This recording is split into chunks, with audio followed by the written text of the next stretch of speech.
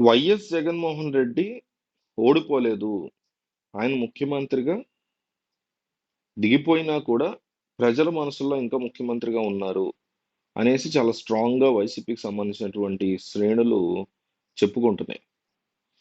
నిజానికి ఆంధ్రప్రదేశ్ రాజకీయాల్లో 2024 ఎన్నికలనేది చాలా బిగ్గెస్ట్ పాయింట్ ఆఫ్ డిస్కషన్‌గా మనం మాట్లాడుకోవాలి. ఎందుకంటే ఎన్నడూ లేనంత ఇదిగా దాదాపు 11 సీట్లకే పరిమితమైనటువంటి వైసీపీ యొక్క పార్టీ చాలా తీవ్రమైనటువంటి ఓటమి చవిచూసింది. 2019 ప్రాంతంలో 24 సీట్లకి, 23 సీట్లకి చంద్రబాబు పరిమితమైతే అది చూసి కూడా మనం అమ్మో! ఏంటి ఇంత తక్కువ వస్తాయా అనుకుంటే అంతకు మించి జగన్మోహన్ రెడ్డి కేవలం 11 సీట్లకే పరిమితమయ్యారు. ఇది చాలా biggest disaster in Indian political history అనుకోవచ్చు.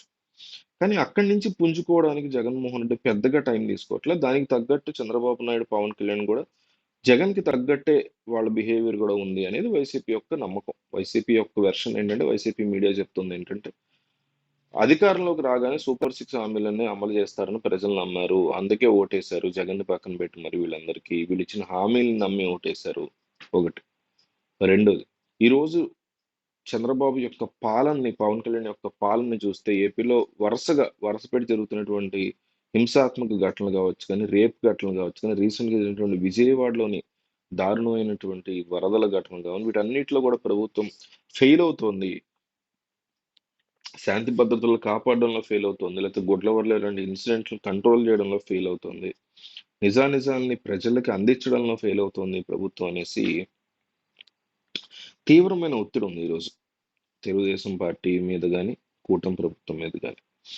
అయితే ఇక్కడ జగన్ ఓడిపోలేదు అనేసి వైసీపీ వాళ్ళు, వైసీపీ మీడియా అంత స్ట్రాంగ్‌గా అనుకోవడానికి గల కారణం ఏంటంటే, ఇప్పుడు ఉదాహరణకి బుడమేరు సంఘటన తీసుకుంటే, వరదల సంఘటన తీసుకుంటే, ఈ వరదల సంఘటనలో అందరూ అంటోంది ఒకటే. ఏపీ వాలంటీర్లు ఉంటే బాగుండేది కదా! వాళ్ళు ఉంటే ఈ టైంలో ఉపయోగపడేవారు కదా! మరి కూటమి ప్రభుత్వం వాళ్ళని ఆపేసింది. ఆపకుండా ఉండాల్సింది.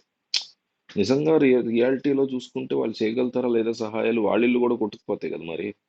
వాలంటీర్లు కదా అని చెప్పి వాళ్ళ ఇల్లు ఆపేసి మిగతా ఇల్లు కూల్చేది కదా వరద. వాళ్ళ ఇల్లు కూడా కొట్టుకుపోతే వాళ్ళు కూడా రోడ్డున పడతారు. సో వాళ్ళు ఆ టైంలో ఏం చేయగలుగుతారు?